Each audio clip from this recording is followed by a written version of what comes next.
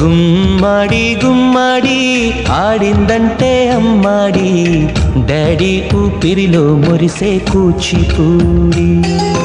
చిందాడి చిందాడి తుళ్ళిందంటే చిన్నారి, మమ్మీ చూపుల్లో చూడు ఎంత వేడి.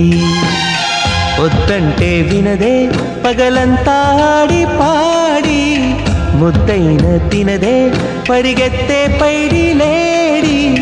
చిలకల్లే చెవిలో ఎన్నో సులాడి, పడుకోదే 12 ఏం చేయాలి.